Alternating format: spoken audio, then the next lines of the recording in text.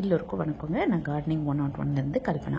இன்றைக்கி நம்ம வீடியோவில் பார்க்க போகிறது நம்ம செடிகளில் வளர்ந்துருந்த தக்காளி நாற்றுகள்லாம் எடுத்து ஒரு தனி தொட்டியில் வைக்க போகிறோங்க.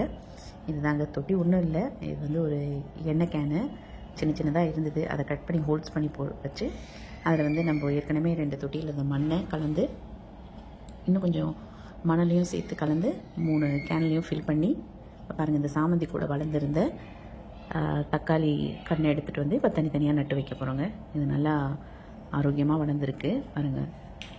இந்த சாமந்தி வச்சோம் இல்லைங்களா, டிசம்பர் மந்த்து அதில் இருந்த செடிங்க. இது நம்ம கம்போஸ்ட் போடுறதால அந்த கம்போஸ்ட்லேருந்து விதை முளைச்சி அழகாக தக்காளி செடி வளர்ந்துருக்கு.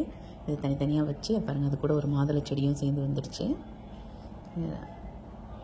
போட்டு மண்ணை போட்டு நல்லா ஃபில் பண்ணிடுங்க. இந்த மண் கலவையில் ஏற்கனவே நம்ம கம்போஸ்டெல்லாம் போட்டு உரத்தெல்லாம் சேர்த்து கலந்து வச்சிருந்தாங்க. அதனால் அதை அப்படியே ஸ்ட்ரைட்டாக இந்த மண்ணை கொட்டி நல்லா நட்டு வச்சிடுறேன். அப்புறம் இன்னொரு தொட்டியில் இருக்க இந்த கேன் வந்து லாஸ்ட்டாக கட் பண்ண கேனுங்க. சரி, இது ஹேண்டலோடு இருக்கட்டும்னுட்டு சின்னதாக ஓப்பன் பண்ணி அதில் தக்காளி செடியை நட்டு வைக்கிறேங்க. பாருங்கள், நல்லா ப்ரெஸ் பண்ணி விடுறேன். எல்லாம் 3 செடியும் வச்சாச்சு. இன்னும் நிறைய சின்ன சின்ன கன்று வளர்ந்துருக்குங்க. எல்லா செடியுமே வளர்ந்துருக்கு. இது 3மே கொஞ்சம் நல்லா ஹைட்டாக இருந்தது, அதனால் இதை எடுத்து வைக்கிறேன்.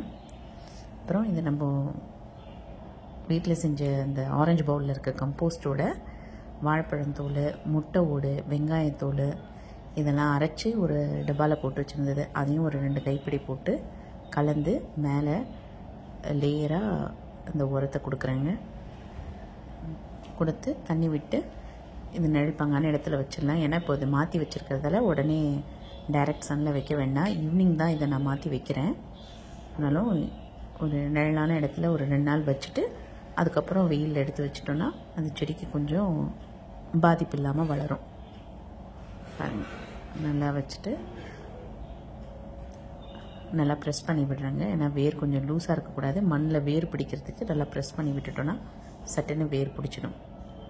அப்புறம் இது நம்ம மழை தண்ணி எடுத்து வச்சுருந்தோம் இல்லைங்களா, எப்போயுமே நம்ம செடி மாற்றி வைக்கும் பொழுது மழை தண்ணி விட்டால் அது வேர் நல்லா பிடிக்கும், ரூட்டும் நல்லா ஸ்ட்ராங்காக வருன்றதால இதை பத்திரமா பாதுகாத்து வைக்கலாங்க இந்த செடியை. இந்த வீடியோ பிடிச்சிருந்தா லைக் பண்ணுங்கள், சேனலை சப்ஸ்கிரைப் பண்ணுங்கள்.